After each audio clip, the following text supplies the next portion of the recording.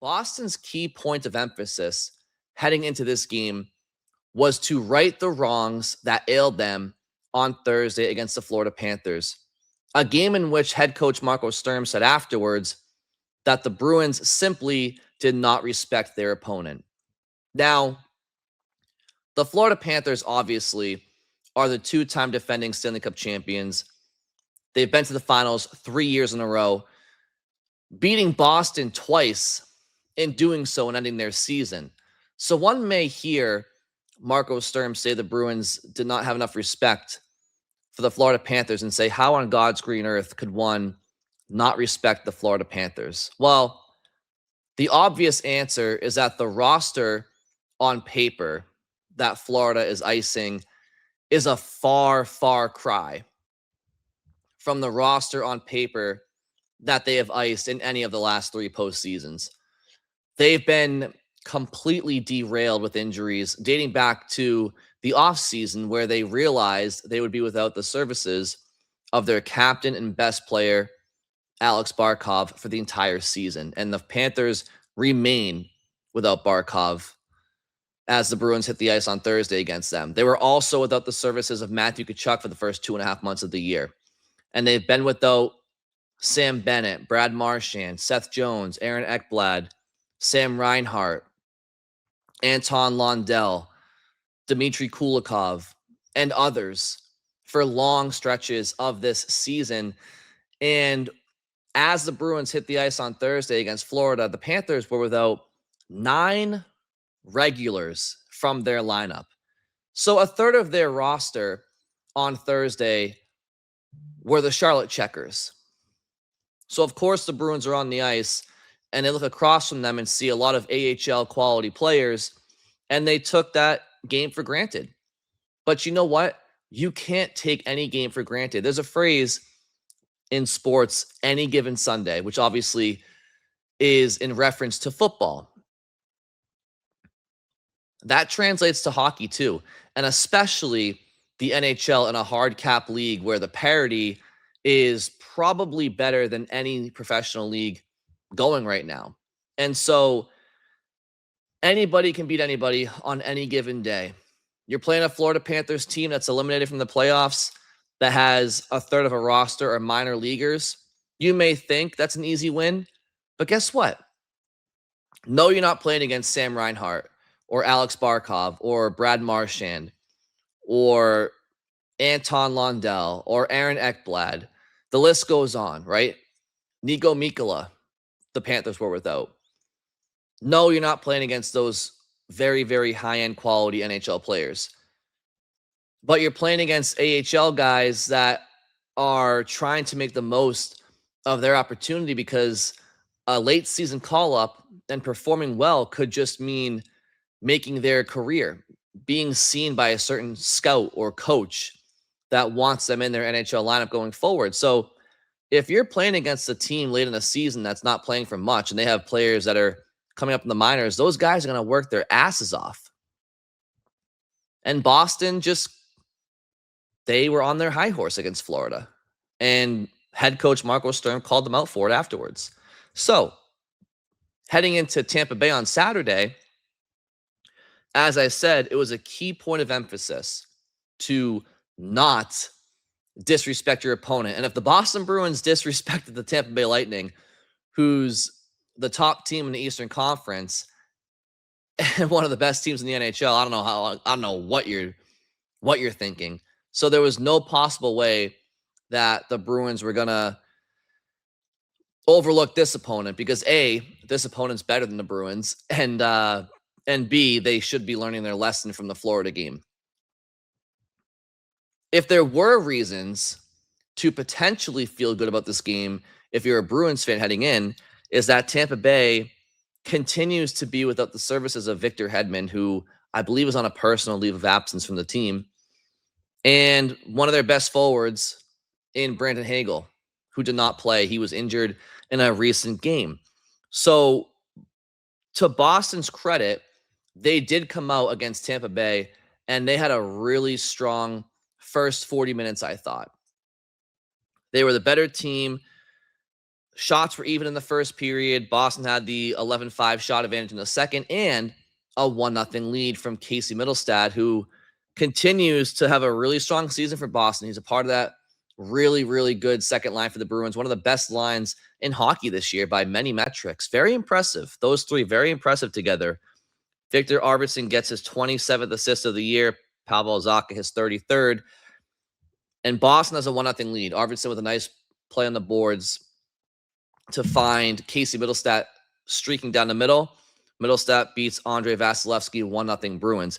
Interesting note heading into this game up front for Boston is that Morgan Geekie and Elias Lindholm, who had been playing with Lucas Reichel, played with Mikey Eyssimont, who drew into the lineup for Reichel. Now, this kind of parlays into a conversation we're going to have a little bit later on, but the moral of the story is there is clearly an opening right now in the Boston Bruins top 9 because neither Mikey Eyssimont, Lucas Reichel, or Alex Steeves have really grabbed full reign of any opportunity and made it impossible to take them out of the lineup. Now, I know that the game against Tampa Bay was the first of a back-to-back. In fact, the Bruins hit the ice twice in less than 24 hours because puck drop was 5:30 it was 5 or 5:30 in Tampa Bay, and then puck drop was 3:30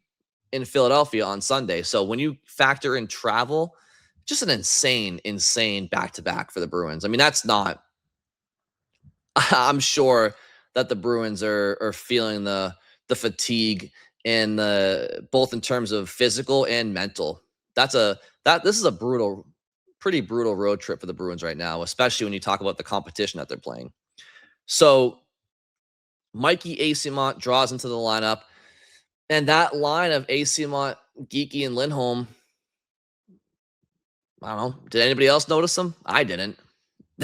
Certainly not in a positive way. I don't think Eyssimont had a bad game. I mean, he was fine. He didn't really do a whole ton. I thought Geekie had some moments. I did think Geekie had some moments, but by and large, it just, it didn't really jive. And there were some interesting comments that Marco Sturm had after the game we'll get to shortly, because he did make some lineup changes for Sunday's game in Philadelphia. But yeah, I thought the Bruins had a strong first 40. They did. They were the better team. But something happened. Something happened in the third where they just let their foot off the gas.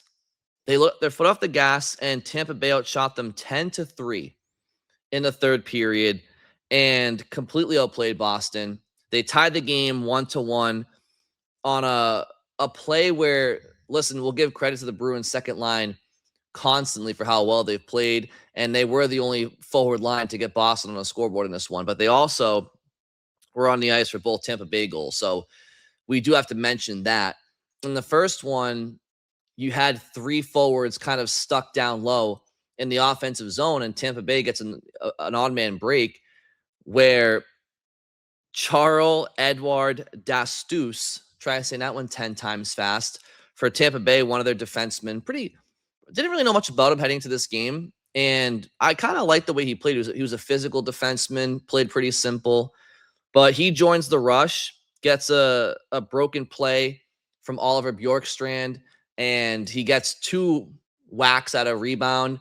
Boston was just late coming back. They were not strong in coverage in front of their own net, and Tampa Bay ties it 1-1 pretty early in the third period. I think it was like the first 5 minutes. And you kind of saw this one coming because Boston started the period flat. You enter the third up 1-0. 2 points goes a long way for Boston in this one to solidifying their playoff positioning, or certainly solidifying that they're going to be a playoff team. And even as we currently speak, where Boston has lost 3 games in a row, 2 of them in regulation, they still have a 97.8% chance of making the playoffs. So again, their destiny is still in their hands. But in terms of taking points out of a game that you should, when you've been the better team through 40, it was a completely missed opportunity. But we fast forward a little bit later into the third period where it's still 1-1 and just over 5 minutes to go in this game. Boston's in good shape to at least come away with 1 point. And I talked about Jeremy Swayman on the last episode about how he can be an X factor for Boston in the postseason, should they qualify. And he has been a very, very strong goaltender for them. And players, they definitely are allowed to make mistakes here and there. And this was a mistake by Jeremy Swayman. Darren Radish gets his 21st goal of the year, coming on the right wing boards, and it's a nothing shot from the right side. It's a bad angle, and it just squeaks through Jeremy Swayman's right arm. Simply put, it's a shot that he has to save. I don't know how he missed it. He seemed to be in fine positioning. It wasn't a hard shot. He wasn't screened. It's a backbreaker goal. Backbreaker goal by Swayman. However, him and Korpisalo, they have been saving Boston's behinds a lot throughout different stretches of this season. And Boston's offense has not been great over the last 3 games during their losing streak. I believe they've only scored 3 goals in their last 3 games. And, they've been getting outshot and outchanced and outgenerated. And their offense and their team in general seems fatigued, but their offense, especially outside that second line, it's just bare. It's just bare. And we'll get to some of those numbers a little bit later on. So it's a goal that you like to see Swayman stop. It should be saved 10 out of 10 times. It was a bad goal. It was a bad goal. Swayman knew it. Anybody watching knew it. But it's kind of what the Bruins deserve for letting their foot off the gas pedal in the third period. Nikita Kucherov would get an empty net goal to make it 3-1 for Tampa Bay. And Boston, again, they were sloppy with the goalie pulled.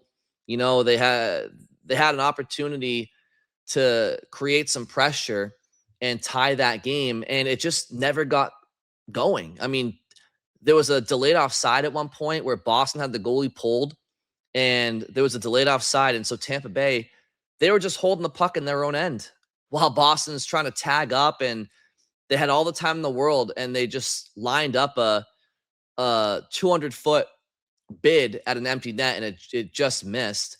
And Boston regained possession, and they just never got there. They never got their forecheck going. They didn't have any determination. They had no desperation level in that third period. I don't know what it was, because, to be honest, the Philly game on Sunday, at least you could sit there and say, well, you know what? They just played Tampa Bay less than 24 hours ago with travel.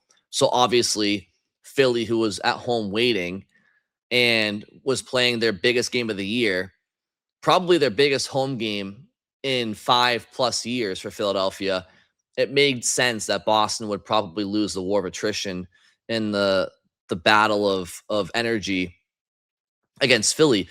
But you played Florida on Thursday.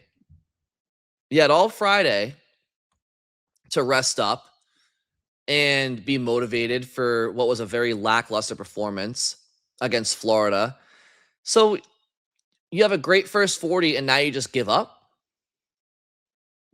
A 1-0 lead is something to sit back on? No, come on. And again, I think there's more to it than just fatigue. I think that this Bruins lineup right now, and I know it's the lineup they've had all year, but when you have certain guys that you're counting on to produce offense in 16 plus 17 game goal droughts, and you have other players that the Bruins bottom 6 has just not really been producing much of anything. And again, we'll get to these numbers, but Boston did have pretty good depth scoring for most of the year. And right now they're not getting depth scoring. They're getting scoring pretty much from one line and then David Pastrnak. So disappointing finish for the Bruins to not clamp down and solidify the win. I believe it was their first regulation loss all year when leading after 40 minutes. So not a great loss for Boston. Let's hear from Jeremy Swayman after the game. So overall takeaway from tonight? I really liked our game. I thought that we had a lot of positives for our group, and sometimes you just don't get the result, but this team shouldn't be hanging their heads after tonight. A lot of good things came away from it. That second goal, would you qualify that as fluky? Because like you were in position and just kind of snuck onto them. Yeah, I think any 2-1 game, you're going to get goals that are magnified. At the same time, it's our job to move forward and really take positives. I think a lot of great things came out of tonight's game, so that's what we need to focus on.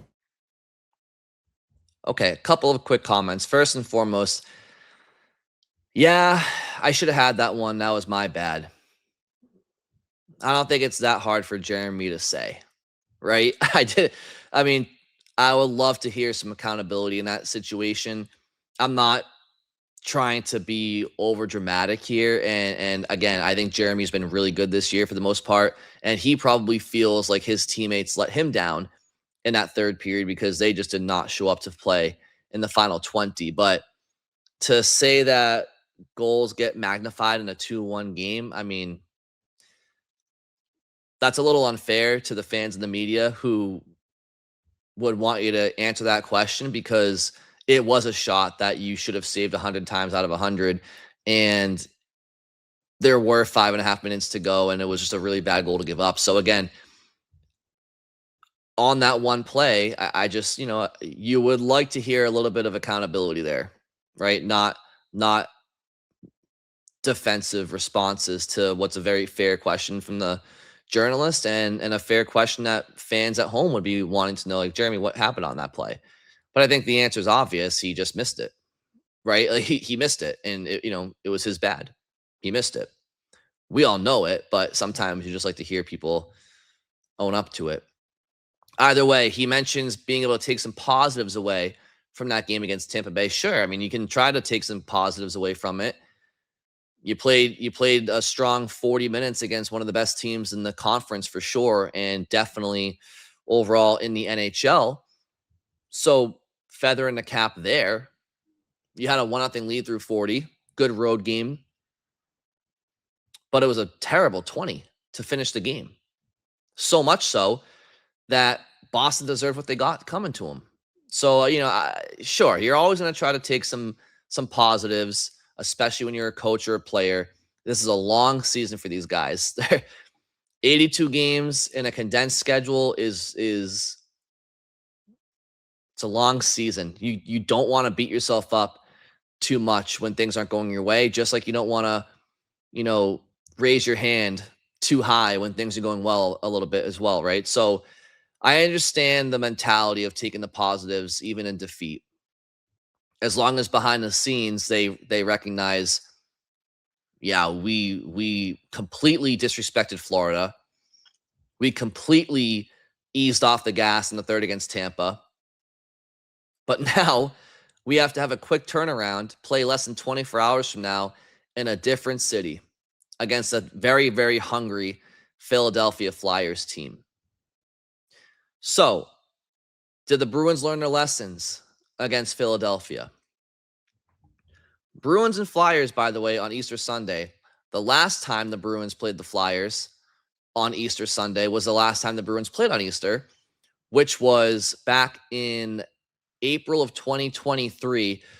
The Bruins earned their 63rd win of that season, breaking and setting a new NHL record for wins in a regular season. And David Pastrnak had a hat trick, including goals 58, 59, and 60. So hopefully the Bruins could have some more Easter magic this time in Philadelphia from David and get a big 2 points again to try to solidify and really put a stranglehold on their spot in the Eastern Conference playoffs.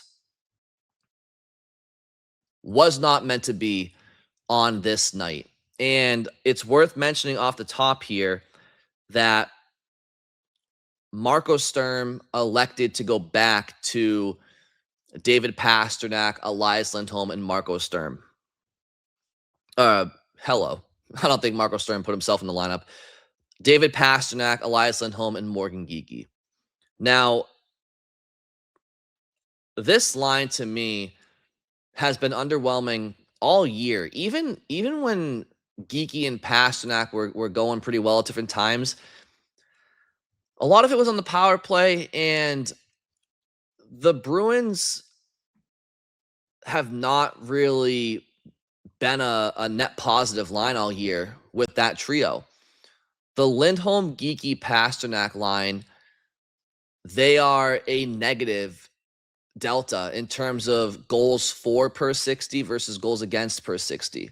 Okay, so it was something like 2.38 goals for per 60 and then 3 point something goals against per 60. So basically that line is getting outscored like 1-0 essentially, if you want to, or you can call it 3-2, whatever. But the delta is a negative goal when they're together this year at 5-on-5. So I've been very vocal about it. I don't like the configuration of those three players. I just don't. Like, I can see Pasternak and Geekie playing well together as they have in the past, but I don't like the combination of those three. I don't think that Lindholm and Geekie, I don't think they hunt pucks well enough. I don't think they forecheck well enough. I don't think they generate or create well enough together for David. Like, I just don't see it.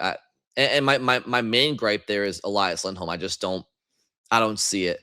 Pasternak, Minton, and Husnudinov in their stretches together at 5-on-5, they've been the Bruins' second best line at 5-on-5 behind the second line of Zacha, Arvidsson, and Middlestad. And so I think the proof is in the pudding at this point in the season that at least Fraser Minton should be playing with Pasternak, not Elias Lindholm. And for the record, I think Lindholm and Geekie suck together. I don't think they're a good combination. I just don't. They're combined. Neither one of them is fast. Neither one of them is a good one-on-one player. Lindholm is not a particularly great passer. Certainly, he's not a setup guy. He wins faceoffs. And Morgan Geekie's not a setup man. He's a finisher. So that combination to me sucks. I don't like those two together. If you want to have one of them with Pasternak, fine. Not both of them. I think the proof is in the pudding. And I think Marco Sturm, though, going into this game, he wanted to give him an opportunity to do something before the postseason. We'll see what Marco does against Carolina on Tuesday, but maybe he'll give him one more chance with a short leash. And I don't think it's anything crazy to give him another opportunity in Philly heading into Sunday. Like, hey guys, this is your show me game. I have not had you guys together to start a game for a bit. Here's your last chance. Show me something. And I don't have a problem with that. I don't think they showed Marco much of anything. They had a couple of chances, sure, but they were also on the ice on their first shift of the game for a goal against. And listen, I don't think the blame is on those three forwards. The opening goal of the game, I think it's mainly on Hampus Lindholm. He pinches down on Porter Martone. More on him in a little bit. And half-ass pinches on him. Martone finds the center streaking up the middle and Dvorak 2-on-1. And then Dvorak scores this 1-0 Philadelphia.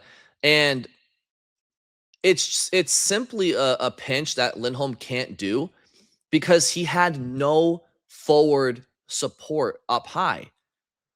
Lindholm, and by Lindholm I mean Elias Lindholm, Morgan Geekie, and David Pasternak were all beneath the circle. So what on God's green earth are you doing pinching like an asshole, half-ass pinch? You weren't even assertive in doing so. You la-di-da'd down the left wing boards to Martone, who just did a simple one-touch pass to his center streaking up the middle, beating Lindholm to the punch, Elias Lindholm to the punch. And you can also say that Elias Lindholm, one of Lindholm, Geekie, or Pasternak should have been at least higher in the offensive zone. You can't have three guys beneath the goal line. Can't have it. Okay, but in that situation, it's on Hampus Lindholm to recognize, okay, maybe my three forwards shouldn't be that low at the same time, but they are.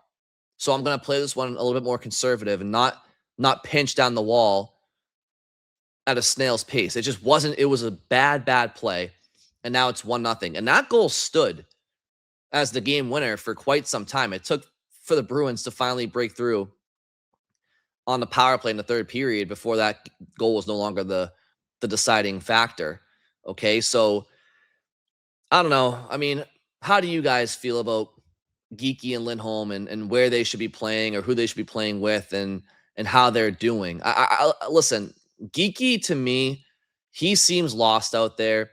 David Pasternak is a guy who, in his last 10 games, he has 15 points, but he seems frustrated. He seems a bit out of sync. I know I like him with Minton and Husadinov better than Geeky and Lindholm right now, but at least Minton. So if you want to do Pasternak, Minton, and Geeky, maybe try that out for size. Okay, because nothing outside of Boston's second line seems to be having much of anything right now, and that includes any combination that Pasternak is with. But it wasn't the hottest of starts for that trio, and I do think Geeky had a couple of grade A's in this game that he just didn't capitalize on. He also had some bad turnovers, so he's fighting it right now. I want so badly for Morgan Geeky to finally get a goal because you can tell that it is weighing on him like 1,000 pounds on his shoulder. But I feel like once he finds a way to get one, 2, 3, 4 will shortly follow, because that's kind of how things work when you're dealing with the burden of a near 20 game goalless drought now, and you're supposed to be a goal scorer. That's a heavy burden to carry around. And if he can just get that one, I think that he'll feel a lot better about himself, and his shoulders will feel freer. He'll play looser. He'll play with more confidence, and confidence is key. And so that's going to be big for Morgan Geeky to get going. He just has to get that first one. Right now, it's a 17 game goalless drought for him. Okay, so obviously he still leads the Bruins in goal scoring, which goes to show how well he played the first half of the year. But right now, you want to look at why Boston's offense has dried up lately. Well, you're not getting any goals from your top goal scorer for the last near 20 games. That's a big reason. And I know he knows that, and that's probably why he's feeling the pressure he's feeling. But then how about David Pasternak? Like, Paster's got 29 goals this year. He's a 50 goal guy. He's had 60 in his career at one point as well. He's more than capable of scoring more goals than he's got so far this year. However, at the same time, he does have 68 assists. So I'm not going to harp too much on that. But if Geeky's going to have a near 20 game goal drought, you need Pasta to probably step up a little bit more in the goal scoring category. I do think he's been a little bit too passive. I love the assists. I appreciate the assists. You don't get goals without assists. So I'm not trying to take away from that. But if we're going to talk about David's goal scoring, we all know it's been down a little bit this year. And I'm sure we all have our theories behind it. But the reality is, if Morgan's going to be going nearly 20 games without a goal, you need David to have more than whatever he's had in that same stretch, 3 or 4. He just needs to have more. Otherwise, you're gonna struggle. I mean, if your two top goal scorers aren't scoring goals, you're gonna struggle. Any team's gonna struggle. Okay. Now, one guy who has been carrying the weight for Boston is Pavel Zacha. He, along with his line mates in Victor Arvidsson and Casey Middlestad, and Zacha was able to capitalize on the power play. It was a carryover power play.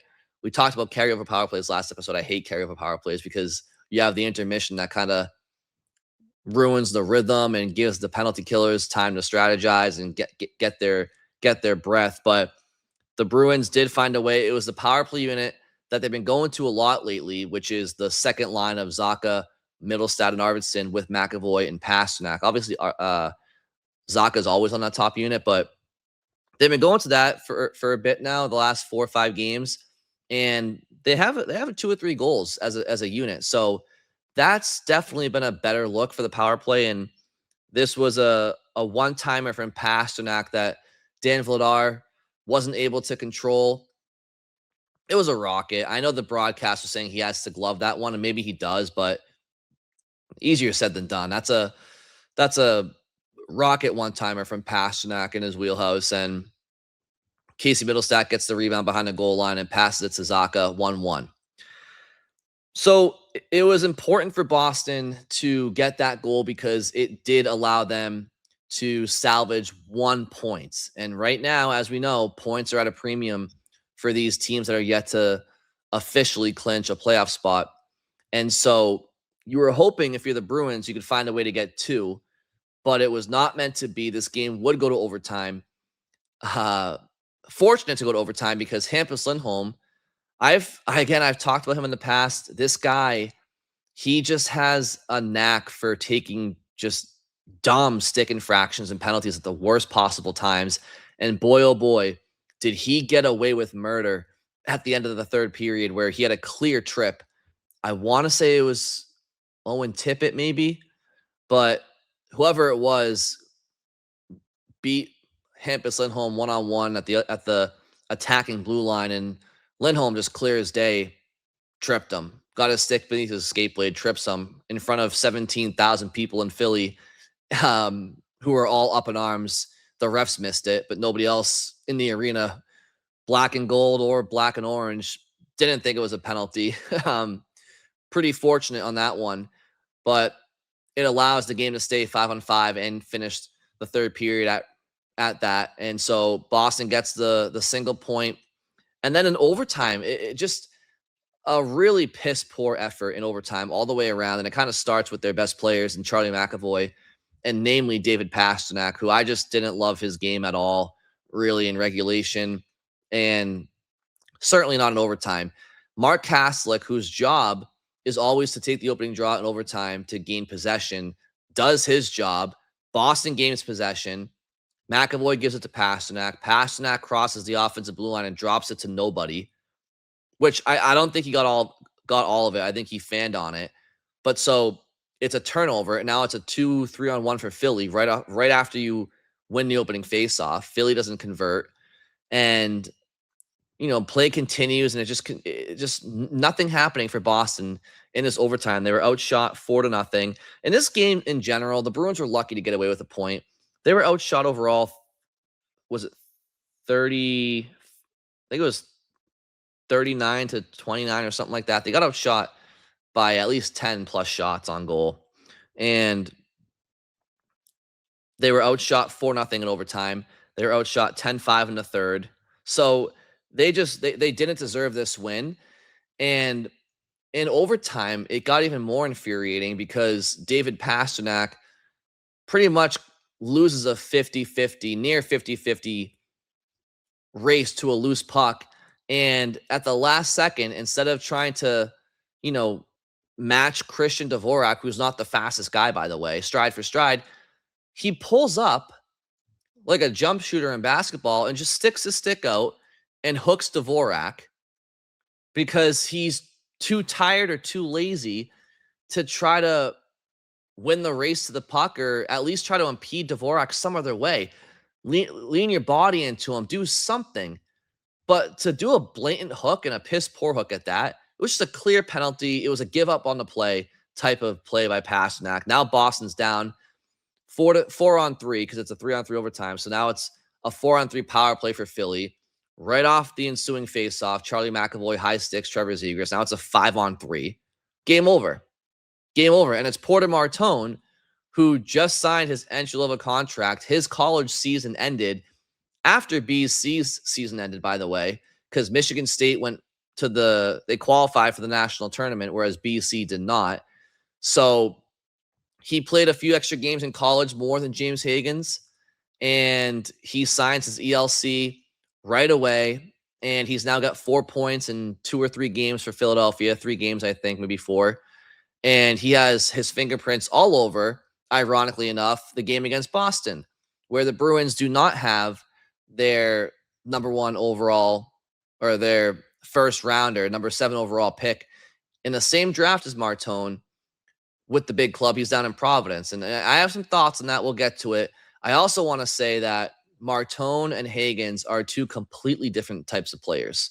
Okay. And Martone is like 6 foot, 3'4", 200 plus pounds. Higgins is 5'10", 190. Like, they're totally different players. One's a power forward, one's a finesse forward. But, is Porter Martone, is his game completely as polished as it's going to be when he's in his prime? No, he still has some work to do and some things to figure out. But there are certain players that can do that at the NHL level, certain prospects. Martone's one of them.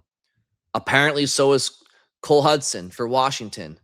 and Anton Frondell for Chicago. Now, there are other examples of players who are first rounders who are high prospects, and they do play in the AHL to start, like a Cole Eiserman for the Islanders and others. But Porter Martone is an example of a player who is ready to at least start to learn at the NHL level, and he's making an impact and a difference for his NHL club right now. And again, we'll get to some thoughts on Hagens in a little bit, but I just think it's ironic that when Porter Martone signed his ELC, there are a lot of people in Boston saying, why is Hagens on an ATO in Providence right now when Porter Martone, who was taken one pick before him, is already playing in Philadelphia, and Anton Frondell's in Chicago, and Cole Hudson's in Washington, and all the. Now, Cole Hudson obviously was drafted a year prior, but point still stands of when you have a prospect that is capable of playing at the NHL level, even if they're not a finished product yet, why are they not there? And so it's against Boston, of course, that Porter Martone, and you knew that was going to be the case. You knew when the Bruins were playing the Flyers at home, Boston's on the second of a back-to-back. They played 2 games in less than 24 hours. You knew Porter Martone was going to find a way to make his impact on this score sheet, and that's exactly what he did.